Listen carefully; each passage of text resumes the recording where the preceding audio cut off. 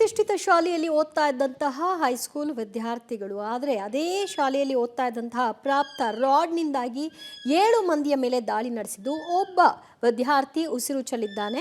ವಾರ್ಡನ್ಗೂ ಕೂಡ ಹಲ್ಲೆಯನ್ನು ನಡೆಸಲಾಗಿದೆ. ಈ ವರದಿಯ ಬಗ್ಗೆ ಡೀಟೇಲ್ಸ್ ನೋಡ್ಕೊಂಡು ಬರೋಣ.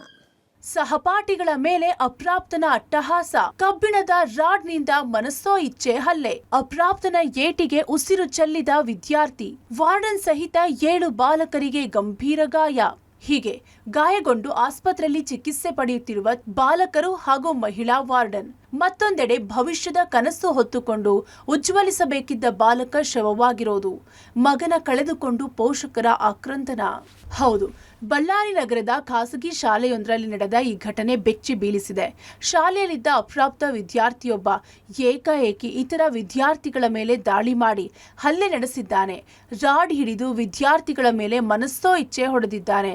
ಒಂದೇ ರೂಮಿನಲ್ಲಿದ್ದ ಇತರ ವಿದ್ಯಾರ್ಥಿಗಳಿಗೆ ಹಲ್ಲೆ ಮಾಡಿದರ ಪರಿಣಾಮ 7 ವಿದ್ಯಾರ್ಥಿಗಳು ಗಂಭೀರವಾಗಿ ಗಾಯಗೊಂಡಿದ್ದಾರೆ. ಹಲ್ಲೆಯ ವೇಳೆ ಜಗಳವನ್ನ ತಡೆಯಲು ಹೋದ ಮಹಿಳಾ ವಾರ್ಡನ್ ಮೇಲೂ ಆರೋಪಿ ವಿದ್ಯಾರ್ಥಿ ದಾಳಿ ನಡೆಸಿದ್ದಾನೆ. ಪರಿಣಾಮವಾಗಿ ವಾರ್ಡನ್ ಕೂಡ ಗಾಯಗೊಂಡಿದ್ದಾರೆ. ಗಾಯಗೊಂಡ ವಿದ್ಯಾರ್ಥಿಗಳು ಹಾಗೂ ವಾರ್ಡನ್ ಅವರನ್ನ ತಕ್ಷಣವೇ ಆಸ್ಪತ್ರೆಗೆ ಕರೆದೊಯ್ದು ಚಿಕಿತ್ಸೆ ನೀಡಲಾಗ್ತಿದೆ. ಆದರೆ ಗಂಭೀರವಾಗಿ ಗಾಯಗೊಂಡಿದ್ದ ಬಾಲಕ ಹೇಮಂತ್ ಚಿಕಿತ್ಸೆ ಫಲಿಸದೆ ಮೃತಪಟ್ಟಿದ್ದಾನೆ. ಮೃತ ಬಾಲಕ ಹೇಮಂತ್ನ ಪೋಷಕರು ಮಗನ ಮೃತದೇಹ ಕಂಡು ರೋಧಿಸಿದ್ದಾರೆ. ಮಗನ ಸಾವಿಗೆ ಶಾಲಾ ಆಡಳಿತ ಮಂಡಳಿಯೂ ಕಾರಣ ಎಂದು ಆರೋಪಿಸಿದ್ದಾರೆ. ಅಲ್ಲದೆ ಬಾಲಕ ಡ್ರಗ್ ಅಡಿಕ್ಟ್ ಆಗಿರಬಹುದಾ ಎಂಬ ಅನುಮಾನ ವ್ಯಕ್ತಪಡಿಸಿದ್ದಾರೆ. ಓರ್ವ ಬಾಲಕ ಇಷ್ಟೊಂದು ಭಯಾನಕವಾಗಿ ಹಲವಾರು ಮಕ್ಕಳ ಮೇಲೆ ಹಲ್ಲೆ ನಡೆಸುವುದು ಸಾಮಾನ್ಯ ವಿಷಯ ಅಲ್ಲ. ಹೀಗಾಗಿ ಸಮಗ್ರ ತನಿಖೆ ಆಗಬೇಕೆಂದು ಒತ್ತಾಯಿಸಿದ್ದಾರೆ. ಮೊನ್ನೆ ಮಾತಾಡಿದ ಅವ್ರು ಯಾರ ತಲೆ ಗಲಾಟೆ ಇಲ್ಲ. ಅಲ್ಲಿ ಫ್ರೈಡೆ ಒಂದು ಡ್ಯಾಡಿ ಚೆನ್ನಾಗಿದ್ದೀನಿ ಡ್ಯಾಡಿ ಅಂತ ಹೇಳಿದ ಅಷ್ಟೇ. ಇರ್ಬೋದು ಅನಿಸ್ತದ, ಇಲ್ಲಾಂದ್ರೆ ನನ್ನ ಡ್ರಗ್ಸು ನನಗೆ ಅದಕ್ಕೆ ಡೌಟ್ ಐತೆ. ಏನೋ ನಾವು ಬಂದಿರ್ಬೋದು ಅಂತ ಅನಿಸ್ತದೆ. ಮ್ಯಾನೇಜ್ಮೆಂಟ್ ಮತ್ತು ಎಷ್ಟಿರ್ಬೋದು ನೀವೇ ಅರ್ಥ ಮಾಡ್ಕ್ಯಾರಿ. ಅವ್ರ ಮೇಲೆ ಅನುಮಾನ ಅಂತಲ್ಲ, ಅವರು ದಾರಿ ಬಗಲಿಗೆ ತೋರಿಸ್ಬಿಟ್ಟಾರ. ಅದನ್ನು ಏನು ಅಡ್ಮಿನಿಸ್ಟ್ರೇಟರ್ ಇಡಬೇಕು, ಅವ್ರು ಕೇರ್ ಟೇಕರ್ನ ಇಡಬೇಕು, ಅವ್ರನ್ನ ಇಟ್ಟಿಲ್ಲ. ಒಕ್ಕ ಲೇಡಿ ಇಟ್ಟಾರ, ಏನು ನೋಡ್ಕೊಂತಾರ, ಗಮನಕ್ಕೆ ತಗೊಂಡಿಲ್ಲ, ಏನು ಮಾಡಿಲ್ಲ. 4 ವರ್ಷ ಆಗೈತೆ ಬಿಟ್ಟು, ಯಾವತ್ತೂ ಇಂಥ ಘಟನೆ ನಡೆದಿಲ್ಲ ಅಲ್ಲಿ. ಆದರೆ ಆ ಹುಡುಗನ ಮಾನಸಿಕ ಪರಿಸ್ಥಿತಿಯನ್ನು ಅರ್ಥ ಆಗಿಲ್ಲ. ಅವ್ನು ಡ್ರಗ್ ಅಡಿಕ್ಟ್ ಆಗ್ಯಾನೋ ಏನಾಗ್ಯಾನೋ ನಮ್ಗೆ ಗೊತ್ತಾಗೋದಲ್ಲ. ಯಾಕಂದರೆ ನಮಗೆ ಮೇಲೆ ಬಿಟ್ಟಿರ್ತೀವಿ. ಮತ್ತು ಸ್ಕೂಲ್ ಮ್ಯಾನೇಜ್ಮೆಂಟ್ ನೋಡ್ಕೋಬೇಕಿತ್ತು. ಅವರು ಅವನ ಮೆಂಟಲ್ ಪರಿಸ್ಥಿತಿ ಹಂಗಿದ್ದಾಗ ನೋಡ್ಕೋಬೇಕಿತ್ತು, ಮತ್ತು ನೋಡಿಲ್ಲ ಅವರು. ಇವಾಗ 9 ಮಂದಿನ ಅಂದರೆ ಭಾರಿ ದೂರ ಹೋಯ್ತದೆ.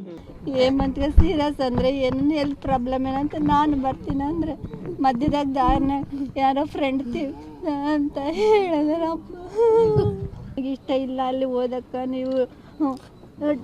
మీరు డబ్బులు వేస్ట్ చేస్తారు అంత తెలుగు. మీరు డబ్బులు వేస్ట్ చేస్తారమ్మా, హాస్టల్లోనే ఏం బాగాలేదు, ఫుడ్ బాగాలేదు, చదువుకున్న వంత చెప్పరు, నాకు ఇష్టం లేదు చదువు, ఊర్లోనే ఉంటాను. ಘಟನೆ ಬಳಿಕ ಹಲ್ಲೆ ನಡೆಸಿದ ವಿದ್ಯಾರ್ಥಿ ಸ್ಥಳದಿಂದ ಪರಾರಿಯಾಗಿದ್ದಾನೆ. ಪ್ರಕರಣ ಸಂಬಂಧ ಮೃತ ಬಾಲಕ ಹೇಮಂತ್ ತಂದೆ ಲಕ್ಷ್ಮೀಕಾಂತ್ ನೀಡಿದ ದೂರಿನ ಆಧಾರದ ಮೇಲೆ ಬಳ್ಳಾರಿಯ ಬ್ರೂಸ್ಪೇಟೆ ಪೊಲೀಸ್ ಠಾಣೆಯಲ್ಲಿ ಪ್ರಕರಣ ದಾಖಲಾಗಿದೆ. ಈ ಪ್ರಕರಣದಲ್ಲಿ ಸಂಬಂಧಿಸಿದ ವಿದ್ಯಾರ್ಥಿ ಹಾಗೂ ಶಾಲಾ ಆಡಳಿತ ಮಂಡಳಿಯ ಮೇಲೂ ಪ್ರಕರಣ ದಾಖಲಿಸಲಾಗಿದೆ. ಪ್ರಕರಣವನ್ನ ಗಂಭೀರವಾಗಿ ಪರಿಗಣಿಸಿ ತನಿಖೆ ನಡೆಸುತ್ತೇವೆ ಎಂದು ಬಳ್ಳಾರಿ ಜಿಲ್ಲಾ ಪೊಲೀಸ್ ವರಿಷ್ಠ ಅಧಿಕಾರಿ ಸುಮನ್ ಡಿ ಪನ್ನೇಕರ್ ಹೇಳಿದ್ದಾರೆ. ಒಂದು ನಗರದಲ್ಲಿ, ಬಳ್ಳಾರಿ ನಗರದಲ್ಲಿ ತಾಳೂರು ರೋಡಲ್ಲಿರುವಂತಹ ಒಂದು ಖಾಸಗಿ ವಿದ್ಯಾಸಂಸ್ಥೆಯ ಹಾಸ್ಟೆಲ್ನಲ್ಲಿ ಅವರಲ್ಲೇ ಒಬ್ಬನಾಗಿರುವಂತಹ ಒಂದು ಮಗು, ಇವನು ಏಕಾಏಕಿ ಅವರ ಮೇಲೆ ಹಲ್ಲೆ ನಡೆಸಿ ಒಂದು ರಾಡ್ ಹಾಗೂ ಶಾರ್ಪ್ ಒಂದು ವೆಪನ್ ಅನ್ನ ಯೂಸ್ ಮಾಡಿಕೊಂಡು ಮಕ್ಕಳ ಮೇಲೆ ಏಕಾಏಕಿ ಹಲ್ಲೆ ನಡೆಸಿ ಫೇಟಲ್ ಇಂಜುರಿ ಆಗಿಬಿಟ್ಟು ಒಂದು ಮಗು ಮೃತಪಟ್ಟಿರುವಂಥದ್ದು ನಮಗೆ ಈ ಘಟನೆಯಲ್ಲಿ ನಡೆದಿರುವಂಥದ್ದು. ಟೋಟಲ್ 7 ಜನ ಮಕ್ಕಳು, ಒಬ್ರು ವಾರ್ಡನ್, ಇವರು ಆ ಸಂದರ್ಭದಲ್ಲಿ ಇದ್ದು ಇಂಜೂರ್ ಆಗಿರುವಂಥವ್ರು. ಅದರ ಮಗುವಿನ ಬಗ್ಗೆ ನಾವು ಈಗಾಗಲೇ ವಿಚಾರಣೆ ಮಾಡ್ತಾ ಇರುವಂಥದ್ದಿದೆ. ಕಣ್ತಪ್ಪಿಸಿಕೊಂಡಿದ್ದಾನೆ. ಸೊ ಅವನನ್ನು ಪತ್ತೆ ಹಚ್ಚುವ ಬಗ್ಗೆ ಪೊಲೀಸ್ ಡಿಪಾರ್ಟ್ಮೆಂಟ್ ಕಡೆಯಿಂದ ಸುಮಾರು ಎಫರ್ಟ್ಸ್ ನಡೀತಾ ಇದೆ. ಪ್ರಕರಣದಲ್ಲಿ ಮೃತಪಟ್ಟಿರುವಂತಹ ಬಾಲಕನ ತಂದೆ ಕಡೆಯಿಂದ ನಾವು ಒಂದು ಕಂಪ್ಲೇಂಟ್ ತಗೊಂಡು ಪ್ರಕರಣವನ್ನು ದಾಖಲಿಸಿರುವಂಥದ್ದು. ಬಳ್ಳಾರಿಯಲ್ಲಿ ಶಾಲಾ ಕಾಲೇಜುಗಳಲ್ಲಿ ಯಥೇಚ್ಛವಾಗಿ ಡ್ರಗ್ಸ್ ಸಿಗುತ್ತೆ ಅನ್ನೋ ಗಂಭೀರ ಆರೋಪಗಳ ನಡುವೆ ಈ ಘಟನೆ ಇಡೀ ಜಿಲ್ಲೆಯ ಜನರನ್ನ ಬೆಚ್ಚಿ ಬೀಳಿಸಿದೆ. ಅಲ್ಲದೆ ಶಾಲೆಗಳಲ್ಲಿ ವಿದ್ಯಾರ್ಥಿಗಳ ಸುರಕ್ಷತೆ ಬಗ್ಗೆ ಗಂಭೀರ ಪ್ರಶ್ನೆಗಳು ಹುಟ್ಟಿಕೊಂಡಿವೆ. ಆದಷ್ಟು ಬೇಗ ಆರೋಪಿ ಅಪ್ರಾಪ್ತ ಬಾಲಕನನ್ನ ಪೊಲೀಸರು ವಶಕ್ಕೆ ಪಡೆದು ವಿಚಾರಣೆಗೊಳಪಡಿಸಬೇಕಿದೆ. ಬಳಿಕ ಬಾಲಕ ಡ್ರಗ್ಸ್ ಅಡಿಕ್ಟ್ ಆಗಿದ್ನ ಅಥವಾ ಇನ್ನಾವುದಾದ್ರೂ ಪ್ರಭಾವಕ್ಕೆ ಒಳಗಾಗಿದ್ನ ಅನ್ನೋ ಸತ್ಯ ಹೊರಬರಬೇಕಿದೆ. ಅಮರೇಶ್ ಎಲ್ಕೆ, ಹೊಮ್ಮಿನಾಳ, ಪಬ್ಲಿಕ್ ಟಿವಿ, ಬಳ್ಳಾರಿ.